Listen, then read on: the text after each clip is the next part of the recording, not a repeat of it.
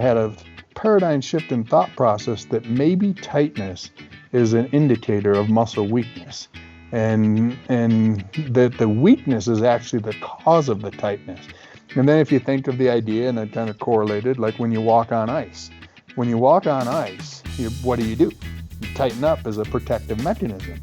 So the natural neurological response is when the body senses instability, it tightens up as a protective mechanism. And so when muscles lose the ability to contract efficiently, and basically realizing later on is whenever you have stress, trauma, or overuse, the resultant inflammation alters the communication between the nervous system and the muscle system, and to the point where the muscles can't contract efficiently. When the muscles can't contract efficiently, they can't shorten efficiently. And when they can't shorten effectively, the opposite muscles show up as being tight. And that's all due to a principle of reciprocal inhibition. Normally, when you contract a muscle, the opposite muscles are going to relax and allow you to move through its full range of motion. But when you have muscle inhibition, it's kind of reciprocal inhibition in reverse, is the muscle can't contract efficiently, so you lose the inhibitory response to the antagonist muscle, and that antagonist muscle shows up as being tight. Welcome to the Exercise is Health podcast, where we're talking about exercise, health, and the interconnectedness of the two. We are your hosts, Charlie and Julie, and we will be coming to you every single week from our studio, Muscle Activation Schaumburg.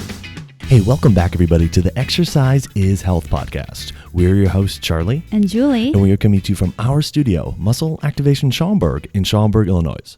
Now, at Muscle Activation Schaumburg, we believe your health is your most valuable asset. Your health is one of the biggest influencers of the quality and quantity of time that you have. And while there are many aspects of health, our expertise is exercise. Exercise has been proven time and again to not only improve your health, but also increase your longevity and improve your quality of life. And today we have an amazing guest for you, and we are so excited about this interview because we are interviewing none other than Greg Roskopf himself, the developer of muscle activation techniques. Greg Roskopf has devoted his career to the study of the cause and effect of the muscular system and how it relates to pain. As the author of the Roskopf Principle and the founder of Muscle Activation Techniques, he not only developed the MAT program, but also created a curriculum for this technique that has been taught to students all across the globe. Muscle activation techniques fills a gap between the medical and exercise fields. Greg has over 2 decades of experience applying MAT to his clients and developing students into competent and respected practitioners. Greg has worked as a consultant for various professional sports teams, including the Denver Broncos, the Utah Jazz, and the Denver Nuggets. Beyond this, Greg works with clients at all physical capability levels who are looking to address challenges they experience due to injury, stress, or trauma to their muscular system. Greg, thank you so much for joining us and welcome to our show. All right, thank you. Thanks for having me. You bet, absolutely. So let's kick it off. Let's go into a little bit more about you, about your bio, and how your career started, and then working into the development of MAT. All right, I actually started my career as a strength and conditioning coach at Fresno State. And while I was there, I got my master's in physical education with an emphasis in exercise science. And probably the biggest key or influence in my career at working as a strength coach is I had a fractured vertebrae when I was 19. And I had always worked out my whole life, and that kind of gave me a setback in my physical capabilities. I had to sacrifice my final year of football in college. I played at a small school in Iowa, and because of the pain and the compensatory aspects and injuries that came along with it, it just kind of opened my eyes to a world that I never knew anything about. And because I always worked out, thought I understood the muscle system. I'm working as a strength and conditioning coach, have a master's degree. But one thing I didn't understand was the muscle system and how it relates to pain and injury. And the interesting thing is when I had the fractured vertebrae, fracture's supposed to heal in, say, 8 weeks. And I mean, years later, I'm still having residual problems from the fractured vertebrae. And I was like, well, the fracture healed. And every time when I would get up in the morning and I could hardly stand up, I was like, well, this doesn't feel like a structural issue. It feels more muscular, like my muscles were spasming, and the pain was really not in the spine itself. It was in the surrounding soft tissues. And so I just kind of dug into that side of it. I mean, being a strength and conditioning coach, dealing with muscle function, you realize that, especially at the college level, when you set people up on exercise programs, I mean, they get bigger, faster, and stronger, and really good things happen. But there's always those select few that don't respond well, and so there's guys that would get injured through their training, and guys that you would actually say, I mean, you think are hypochondriacs, because every time you turn around, they're in the training room with a different injury. Well, I was that person.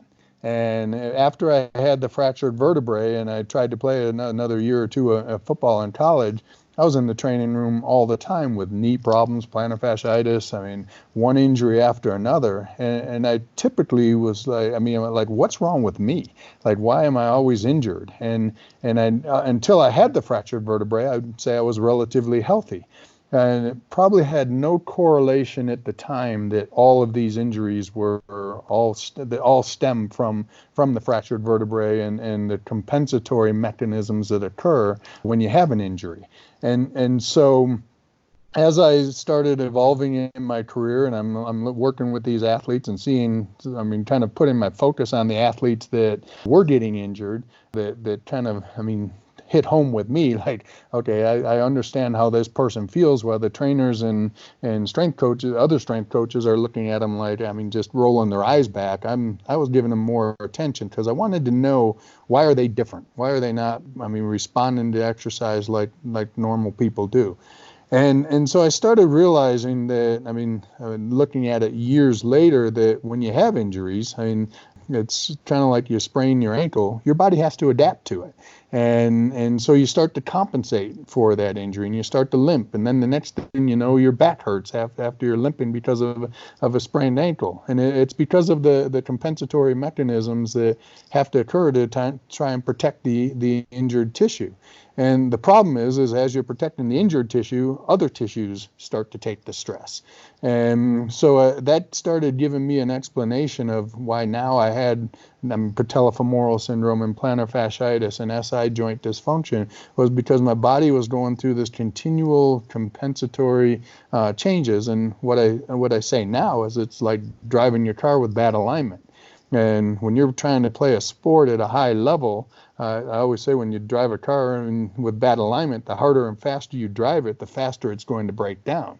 And that's what was happening to me, is even though the initial back injury had healed, the vertebrae had healed, the compensatory issues were still there, and those were getting magnified.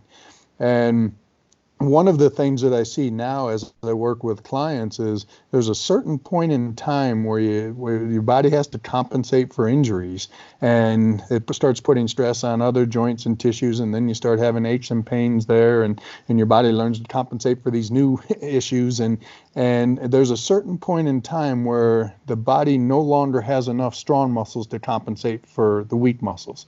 And that's where Pandora's box opens up. And that's when you have an accumulation of injuries, and you can't, I mean, it's like you can't fix a thing. And that's kind of where I was at.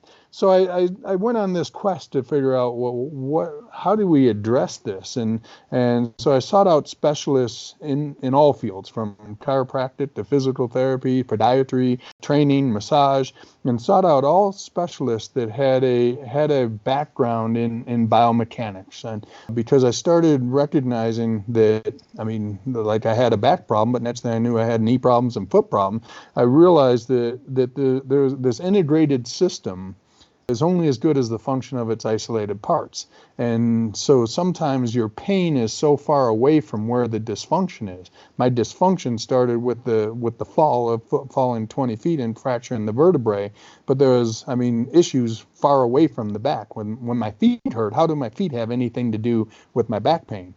And fortunately, I was exposed to early on. I was exposed in my career to some practitioners that focused on the interrelationships of joints and how the foot, the ankle, the knee, the hip, the trunk, all the way to the occiput are interrelated, and recognize that if you have imbalances in one area, it's going to put increased stresses on other joints and tissues far away from where the imbalances are. And so those specialists kind of looked at the idea that pain is a symptom, and the pain can be far away from where the dysfunction is. And so a few of these therapists, one of them being Richard Jackson, who was a physical therapist that I worked with in Fresno, and then Gary Gray, who was probably the king of functional movement. I had the opportunity to learn from these physical therapists early on and really get a good look at how the body works and this how it works. And literally it's this integrated system that we have to respect. And really the idea is the integrated system is only as good as the function of its isolated parts. So kind of in that growth, as I was trying to expand in my career and learn from these top specialists, I was coming up with techniques to really look at the body as a whole. And I actually became a range of motion guy, where I would say that, well, wherever there's limitation in range of motion, it means that the body's going to have to compensate for those limitations in range of motion. And the thing that I could correlate with after my fractured vertebrae is I was tight. I mean, I was so tight I could barely bend down to touch my knees, and let alone my toes. And I was so tight, so as I sought out all the specialists in every field, the common denominator from every specialist is the reason that you're having all these problems is because you're so tight. And so I went on to learn all of these different range of motion flexibility programs, from deep tissue work to stretching techniques to PNF and mobilizations. I was learning from the top specialists in all fields different ways to increase range of motion.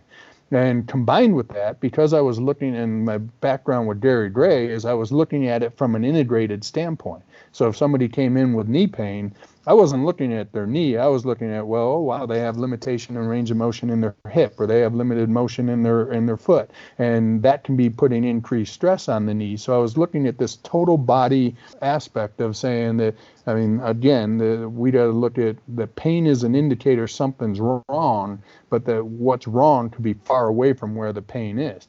So I developed all these skills relating to try and increase range of motion. And the problem is it was working with athletes, but with me personally, anytime I would stretch or get deep tissue massage, I couldn't get out of bed the next day. I'd have numbness and sciatica down into my big toe. And I was like, well, I mean, this stuff, I mean, I understood the body, I understood the interrelationships of joints, and I thought I had a real good understanding of how to help people, and I couldn't help myself. And so there was a lot of frustration behind that, and this goes back to the athletes that I would kind of single out that were injured when I was working as a strength coach, and saying, man, I mean, all these principles that work with high-level athletes don't seem to work on certain people. And as I got outside the athletic world and started working on more normal people, or dysfunctional people, I guess you'd say, from a neurological or neuromuscular standpoint, I was realizing that people don't always respond positive to the things the forces that I'm applying on their body.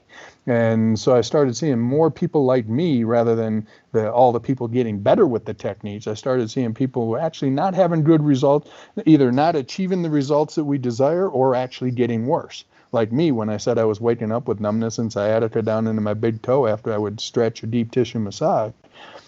It made me question everything. Like, again, for selfish reasons, I'm always like, I want to figure out how to help myself. And if I'm not helping myself, I can't believe in what I'm doing. And I can't fully believe in what I'm doing. Ironically, becoming this range of motion and functional movement guy, I got hired by the Utah Jazz and got brought in as a specialist, and had the opportunity to work with John Stockton, and he got me involved with the organization. And as I got involved with the Utah Jazz, I worked with the team chiropractor, and he was John's guy for his whole career, and so John wanted us two to work together, and at the time John had patella tendonitis, Achilles tendonitis, and a bulging disc. And when I did my assessment on John, because I was looking at it from this integrated system, I was showing him how all of these injuries were interrelated, and they had to do with these imbalances that he had going on through his body, that each injury, I mean, it's all because of integrated system wasn't functioning well as a whole. And then that idea, we're only as strong as our weakest link, his weakest link started getting irritated. And so when I was able to correlate that these injuries were all interrelated, it kind of blew him away, because nobody had ever recognized or correlated to him that it was all kind of a part of the same foundation. And so as we work together, and I'm working with the chiropractor with the jazz, the chiropractor basically specialized in clinical kinesiology. And in clinical kinesiology, they do manual muscle testing. And so I would work with John, and I'd be the range of motion guy, and I'd go through my assessment on him, and I'd see a limitation, and I'd do my modalities to try and increase his range of motion and set him up on exercises that were related to the integrated system, which we would call functional exercises.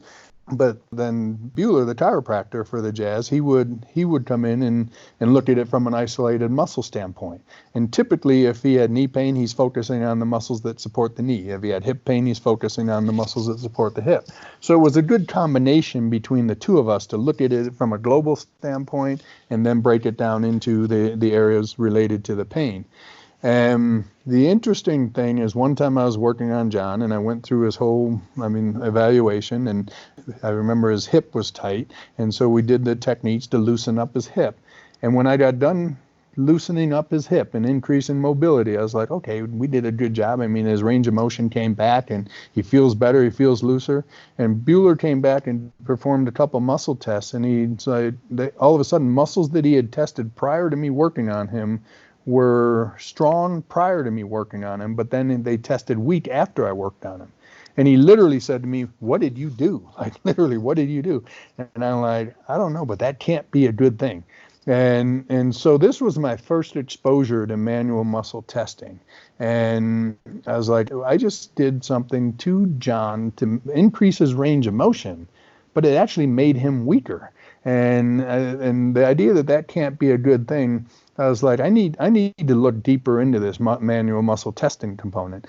And so I started, Bueller helped me get the books for clinical kinesiology, and I started playing around with the muscle testing and with all of my clients. And I started finding that wherever I would see a limitation in range of motion, being a range of motion guy, there was correlating muscle weaknesses. And so I was testing the muscles that were move you into the position of tightness, and those muscles were showing up as being weak. And I was like, I wonder if there's a correlation here. And so the interesting thing with manual muscle testing in clinical kinesiology and applied kinesiology, they typically test the muscle in a neutral position, basically in a mid-range position. And because that's where biomechanically and neurologically you have the most amount of strength or activation, that's where they're looking for the weaknesses. But when I was going through, and I'm going through my range of motion assessments, like we'll use that example with John, when he had a limitation in hip internal rotation, a muscle being tested in internal rotation, they're going to test it from a neutral position relative to rotation. Well, I was taking it all the way to the extreme where I saw the limitation in range of motion, and he'd be strong in the neutral position, but when I took him into the extreme, he would be weak. And I realized that if you test the muscles in the extremes of range of motion, which turns out to be the shortened position of that muscle, I found out that that's where you're going to find if there's a true neurological weakness. And then the thought was, well, wait a minute. If there's a weakness in this end position or this shortened position of muscle contraction, and there's tightness trying to prevent the body from moving into this shortened position, maybe this tightness is a protective mechanism. And maybe the body's saying, you're unstable in this position, you're weak in this position, so I'm not going to let you move into that position. So I'm going to do anything and everything I can to prevent you from moving into that position, that being tightening up opposing muscles to not allow you to move into the position of instability. And so all of a sudden, I had a paradigm shift in thought process. Being a range of motion guy, functional movement guy, I had a paradigm shift in thought process that maybe tightness is an indicator of muscle weakness, and that the weakness is actually the cause of the tightness. And then if you think of the idea, and I kind of correlated, like when you walk on ice. When you walk on ice, what do? You tighten up as a protective mechanism. So the natural neurological response is when the body senses instability, it tightens up as a protective mechanism. And so when muscles lose the ability to contract efficiently, and basically realizing later on is whenever you have stress, trauma, or overuse, the resultant inflammation alters the communication between the nervous system and the muscle system, and to the point where the muscles can't contract efficiently. When the muscles can't contract efficiently, they can't shorten efficiently. And when they can't shorten effectively, the opposite muscles show up as being tight. And that's all due to the principle of reciprocal inhibition. Normally, when you contract a muscle, the opposite muscles are going to relax and allow you to move through its full range of motion.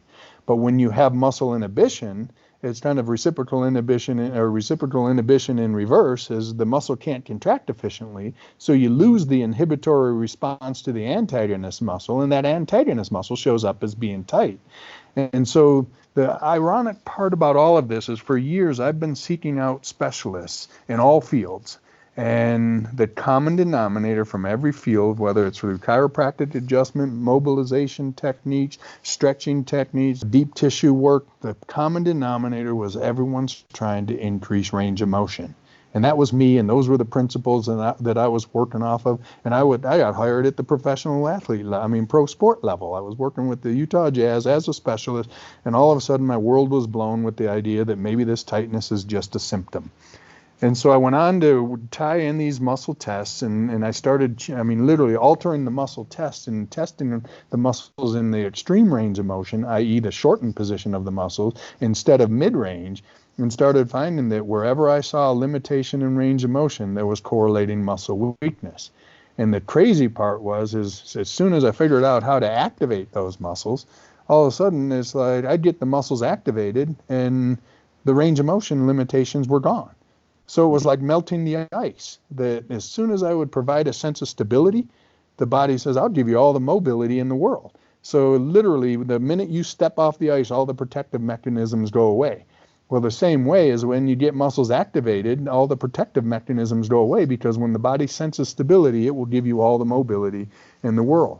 And so the interesting thing at that point is I had a guy working with me specifically as I'm developing the program, and I had him, trying things out on me. And I had stretched my hamstrings and lower back muscles to death for years, and I actually quit doing it because I would feel worse every time I did it, but I never got any more flexible. And the first time that I got the opposite muscles activated, the hip flexors and abdominal muscles, the first time that I got this guy to get those muscles activated on me, I bent down and touched my toes for the first time in 10 years. And I was like, oh my God, because I had stability and because the muscles could contract more effectively, they could shorten more effectively, and the tightness went away. And from that, I went on to develop the whole program, which is now muscle activation techniques, which basically looks at things from the opposite perspective that I ever looked at things from, which was saying that muscle tightness is a symptom. And wherever you have a limitation in range of motion, it means that one or more of the muscles that move you into that position are potentially weak. And then we have the tools to be able to assess through manual muscle testing to test the muscles to determine which muscles are weak. And then once you get those muscles activated, your body has a sense of stability. Once you have stability, the body will give you mobility. So I can honestly say that I haven't personally stretched since I developed this program, and I haven't stretched a client since I've developed this program. And I've had people increase in their ranges of motion dramatically because they were getting the muscles activated and they're functioning at a higher level. Greg, thank you so much for sharing that. I think so many people, athletes and regular people combined, experience some sort of version of what you experience, maybe not to the extreme, but I think that we rely on our current modalities of what you were talking about with releasing and relaxing the tight side, like what's restricting you from moving.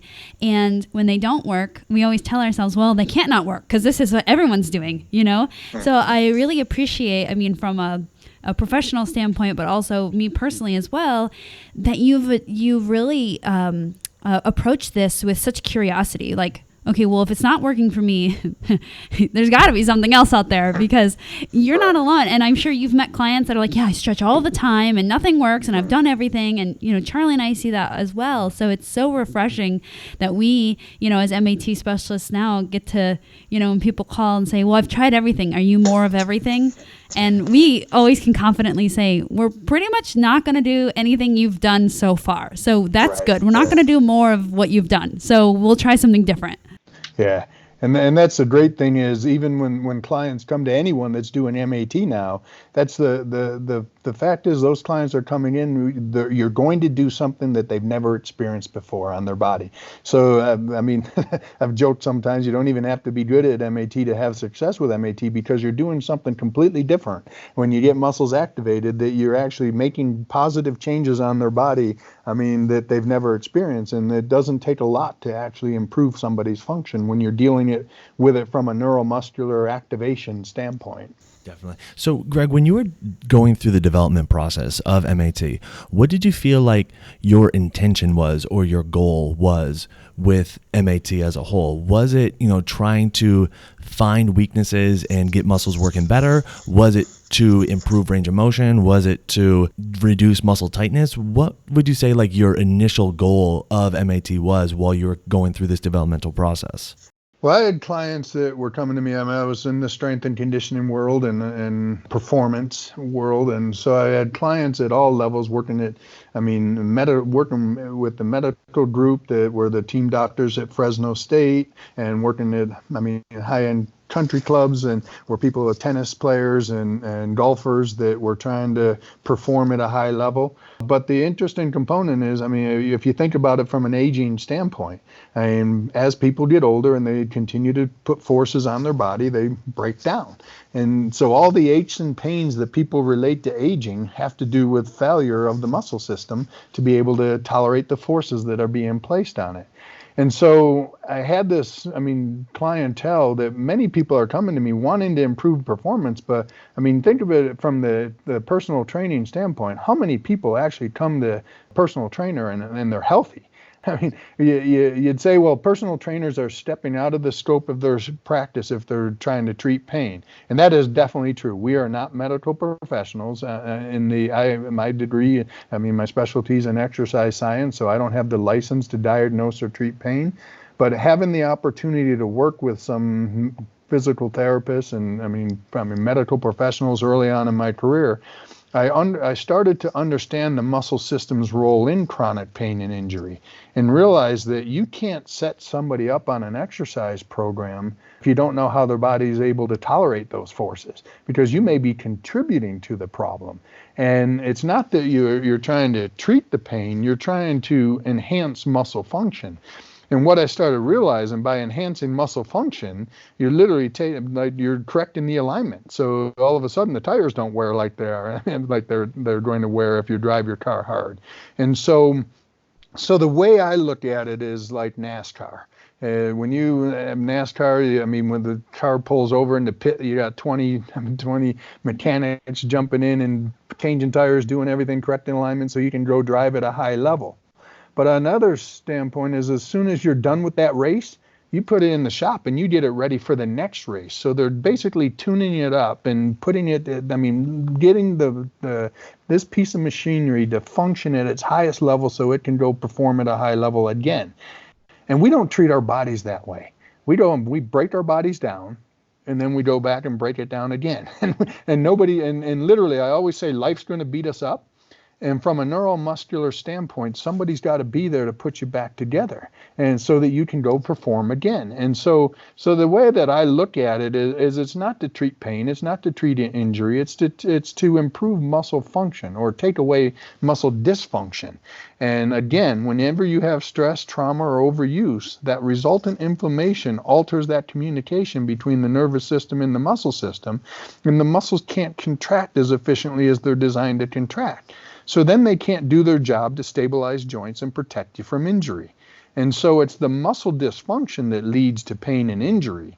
And so if we can continually enhance muscle function, then we can help speed up the rehabilitation from injury or limit the potential for injury in itself.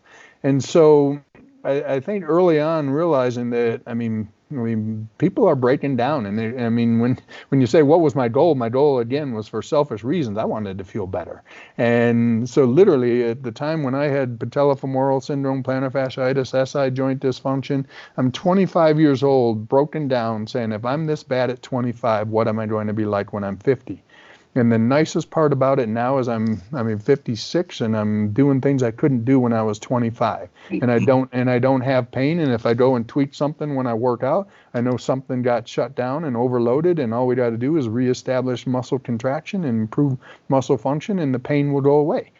And so it's more about the idea that performance, get the muscles functioning at a highest level, because any client that walks in the door is basically coming to you saying, I can't do the things that I used to be able to do when I was younger. I got these aches and pains, but I want to work out. I want to get in shape. Well, when your body's in a stressed state and chronically inflamed, you're not going to get the benefits from exercise. So I look at MAT as being kind of pre-exercise. You wouldn't take a car that's been in your garage for 10 years. You wouldn't just say, oh, I'm going to take it and drive it. You'd take it to mechanic, get it tuned up, get the tires aligned, and then you could go drive it. Well, the body's the same way. As you got to prepare the body to be able to tolerate the forces that you put on it with exercise. So from an MAT standpoint, the goal is let's get your muscles activated so you can go and start exercising. But then, like I said, life's going to beat you up. And so exercise is forces on the body. It's functioning at a high level. So you go work out, you're going to beat yourself up. Somebody's got to be there to put you back together. And if you continue to put the body back together every time you break it down, you never get into a point where the body gets broken down to the point where it gets injured. And so, because then every time it's like, let's put it back together so you can go break it down again. And it's a 2-step forward, 1-step back process, but it prepares the body to be able to handle the forces of life and that are placed on our body with, daily activity, and then the forces that come with high intensity exercise. So as you're kind of going through, the development, the creation of MAT, and then you start to kind of progress beyond just what we learned as like the standard MAT, and started to develop now what is known as the MATRx process. How did the MATRx process kind of shift the scope, if at all, for you as far as like what the potential goal or perspective you had on MAT was? So working in the athletic world and coming up with these principles after working with the chiropractor with the Jazz and applying these principles at the highest level, working with the Jazz, working with the Denver Broncos, it was pretty straightforward. Wherever you see a limitation in range of motion, it means that one or more of the muscles that move you into that position are potentially weak. Test and treat those muscles. All of a sudden you got mobility and stability, and the body says, I feel good. And literally it could take away pain on the spot, because there's actually an inverse relationship between mechanoreception and nociception, which is basically in simplistic terms of saying that when muscles are weak, it takes less physical stress to create a pain response. When you get muscles activated and they can tolerate greater amounts of force, then the pain signals don't get activated until you exceed the tolerance level of the muscle. So improving muscle function can immediately have a positive impact on pain and to help reduce pain sensation. So that was pretty straightforward and easy when I was working with the athletes. But then as I got working with more complicated people, you start seeing that those principles don't stand true across the board. They come in and they're tight, their whole body's tight. And you find weaknesses through their whole body. It's like, well, where do you start? And when we look at muscle activation techniques, there's 276 muscles on each side of the body that we're accountable for that we can test and treat. Well, that's a lot, over 500 muscles. That's a lot of muscles to be accountable for. And so from which is great when you look at range of motion being your indicator of weakness, you can go through a general scan of somebody's body and say, ooh, where's the greatest limitation in range of motion? You find it in hip rotation. Well, we know all the muscles that create hip internal rotation. We're going to test and treat whatever shows, and then we'll see increased mobility and stability. But when you got chronic pain issue or clients and they come in and they're neurological messes, their body's been inflamed for years and they're stressed, they're on medications, they got diagnoses from some form of disease. You think that the common denominator behind every disease out there is inflammation. And so from coronary heart disease, diabetes, Parkinson's, MS, the common factor behind every one of those diseases is there's an inflammatory foundation to it. And so inflammation, now you have chronic inflammation, or what they call subclinical inflammation, where basically you got inflammation through your whole body. And inflammation's taken its toll on the whole neuromuscular system, rather than like if you sprain an ankle, where we're going to test and treat all the muscles that support that ankle. And so people would come in and they're totally dysfunctional because they're systemically inflamed. And it's like where do you start? The principle is still carried over, but it's just a lot more work, and you feel like you're chasing your tail when you're trying to help improve their overall function.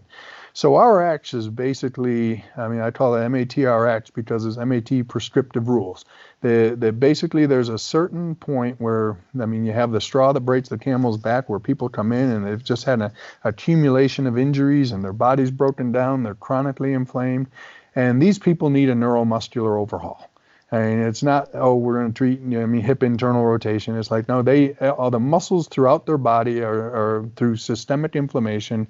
Their muscles throughout their body are weak. And so we need to actually go movement by movement, muscle by muscle, and actually increase the contractile ability of those muscles so the body as a whole can tolerate greater amounts of force.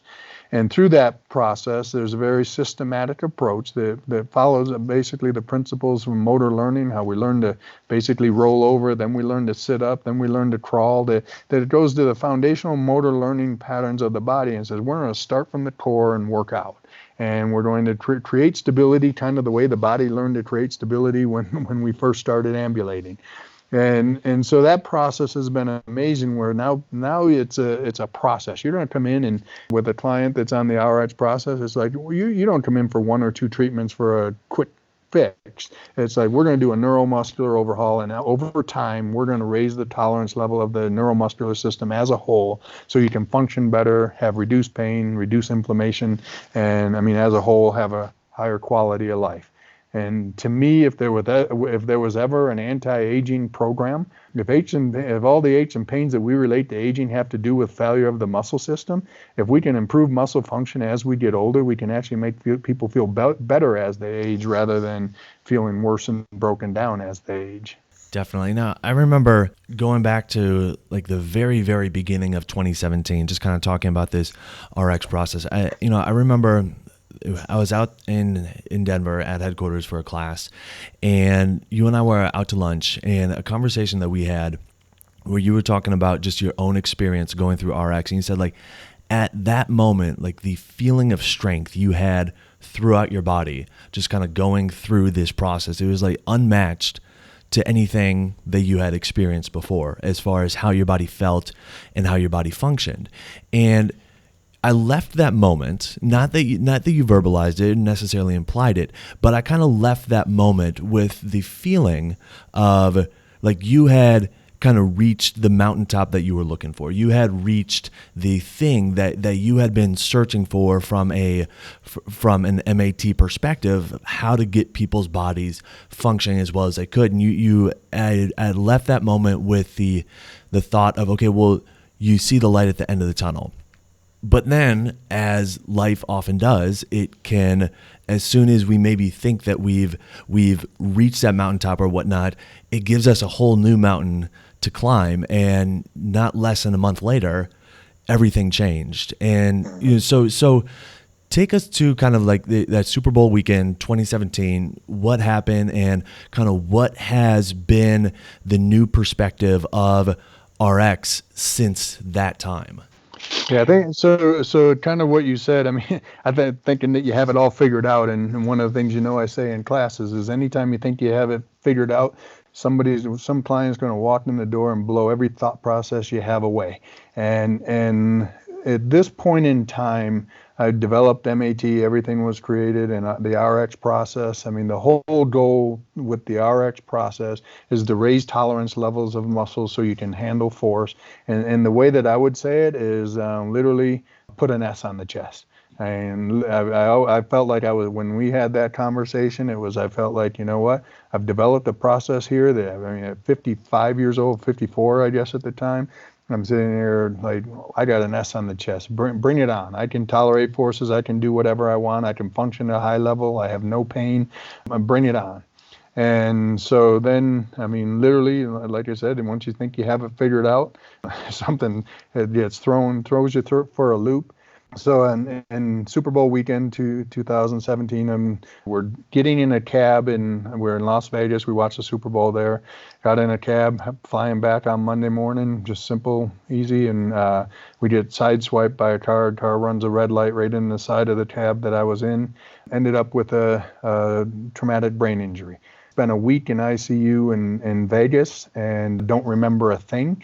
It was kind of iffy for the first 3 or 4 days whether I was going to make it, and spent the week there. And the first thing I remember was them putting me on a medical flight to get me to Craig Hospital, which is a brain injury clinic here, a hospital here in Denver, which fortunately having those being here in Denver, they fly people from all over the country to this hospital. And so I got great service and treatment being brought into Craig Hospital.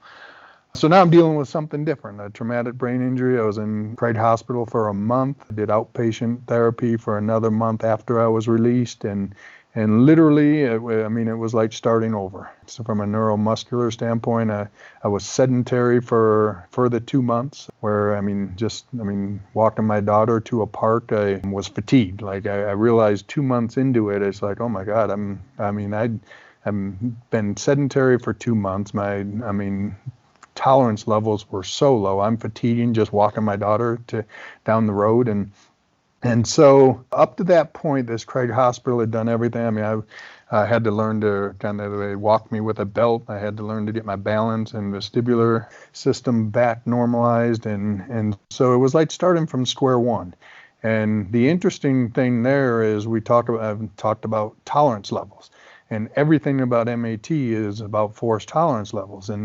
And so it's interesting because prior to my head injury, I was exposed to some work on brain injuries because working in the NFL and sports, and just it was the buzzword and the field of that everybody's kind of putting their focus on. And there's some doctors out there that actually have, they categorized it as a neurometabolic cascade. Is they realize that when people have head injuries, it affects their whole neurometabolic system. So it's not just the head that gets impacted. It's, when we talk about the neuromuscular system, it's a communication between the nervous system and the muscle system, all starting from the brain. But one of the things they've seen with this neurometabolic cascade is that people with head injuries typically suffer from chronic fatigue.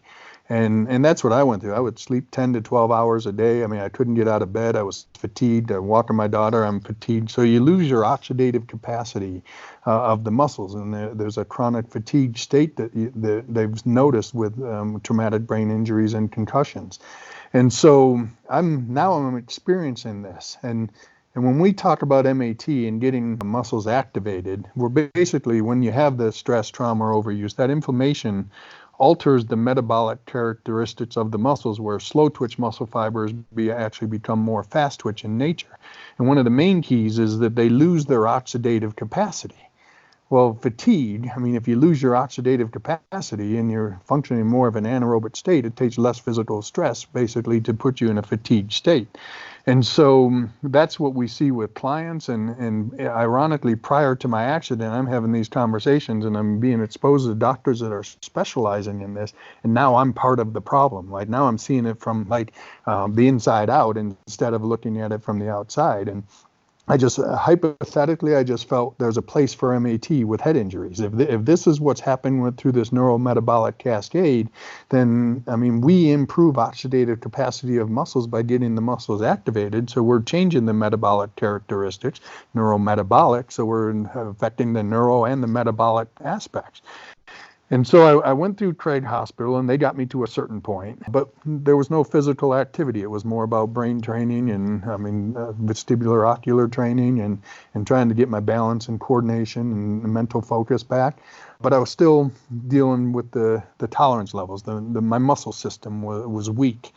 And so then I started working with the neurosurgeon for the Broncos. His facilities were tied right into my facility, so he took over. And I'm like, I got to get back to work, and my work is physical, and so I need to be able to get back to the physicality of what I do. So I need to be treated like an athlete. So who better than the neurosurgeon for the Broncos to tie in with? And so he took me on from that point and handled my rehab, started getting me back to performance. And there was an interesting component to it. I go back to the idea of tolerance levels. Is every time I would overdo it, all my symptoms would get escalated. And so when we're trying, and that's a fine line when you're trying to get somebody back from a head injury, is if you stress their neurological or neuromuscular system, you stress their whole neurological system, and all of a sudden, the times that we would overload it, and it's like, well, let's take it up a notch. I'd spend some weekends in bed, like I couldn't get out of bed. I mean, my symptoms were magnified, and it would set me back, and I lost some weekends, and it would be like, man, I remember when specifically one Friday we did, some higher level stuff, and I spent Memorial Day weekend in bed. And the main interesting thing about that was the whole weekend with all the symptoms, the vertigo, everything, optical migraines, started dealing with all those symptoms again, and miserable for the weekend. And I come into work to my office on Tuesday, and through this RX process, after 3 days of feeling miserable, I get treated with the RX process in my office, and all my symptoms went away. And it was like crazy, like, wow. And I started realizing that any time I would have a setback, I would get treated with MAT at the RX level, and all my symptoms would go away.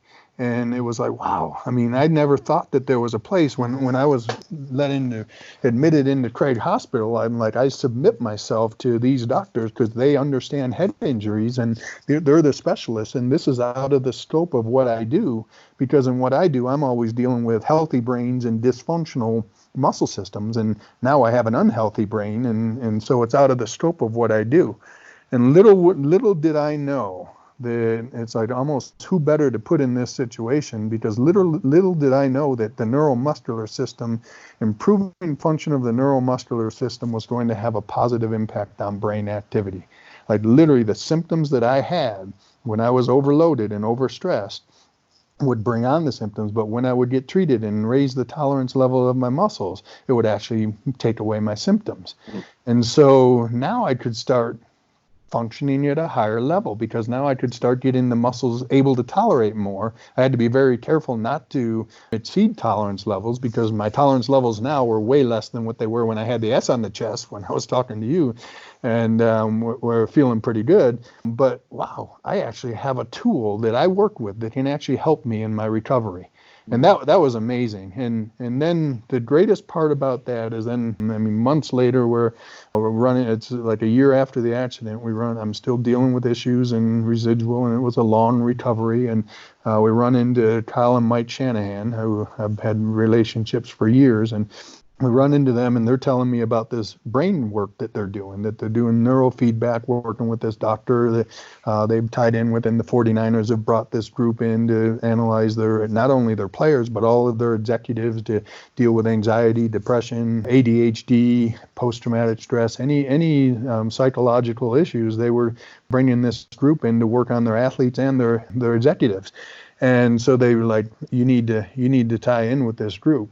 And so the interesting thing, I've been working with this group now for a couple years, and we do the neurofeedback, and that's such a great tool to have to try and reprogram the brain.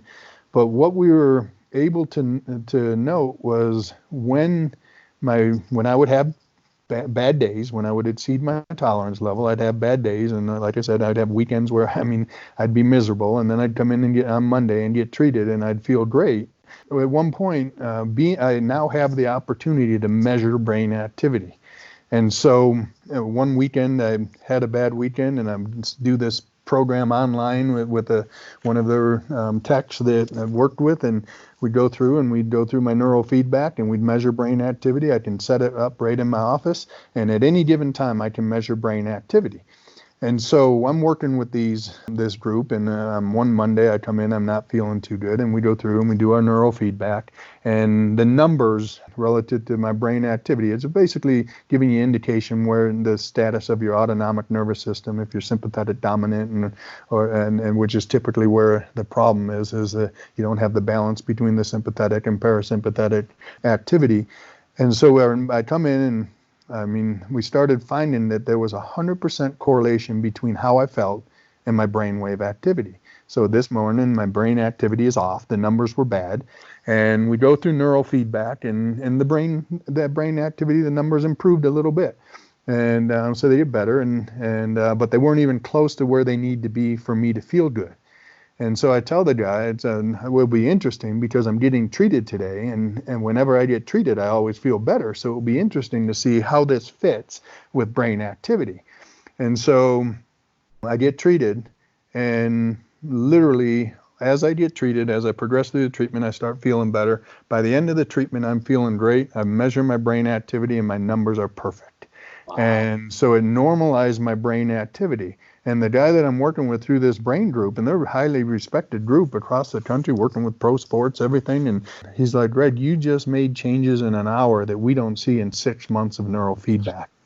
Wow. And it opened the door to help me recognize that the neuromuscular system dictates brain activity. The integrity of the neuromuscular system dictates brain activity.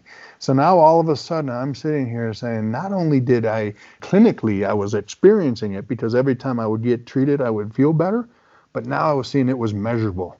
I can measure the number. I had numbers that were bad prior to getting treated, and then did the treatment and was able to show that before and after, we basically normalized brain activity. So we realized there's 100% correlation between how I feel and what my brain activity is like. And my brain activity and how I feel is dictated by the status of my neuromuscular system. So when my neuromuscular system is stressed, then my brain activity is off, and my symptoms are magnified. When my neuromuscular system is functioning at a high level, brain activity normalizes, and I feel good. And so the greatest thing is since then, it's opened up a world, because now I treat clients that have had brain injuries, and I've been able to help people that have been, really distraught. And more than anything, as I take on these clients, I have empathy and sympathy, because I know how they feel. I know what they're going through, and I know how miserable it is when you have the symptoms of a head injury or a concussion, how miserable you can be when your system is stressed. And the nice thing is that I've had the tools to get myself out of that stress state, but some of these clients come in and they've had years of being in that state that they can't get out of. And I tell you what, when I saw the movie Concussion, I didn't understand it. Like, how could some of these guys took steroids, everything, they're aggressive because of that. What I realized is, I can understand why they get to the point they get to. It's like it's a miserable life to live, and now to know that you can actually make an impact, a positive impact on somebody's brain issues or concussion or traumatic brain issues by improving neuromuscular function, it's like, amazing, because I never would have went down that path if I didn't have the brain injury myself. And now it opens up a world of opportunity to help so many more people than I ever would have known.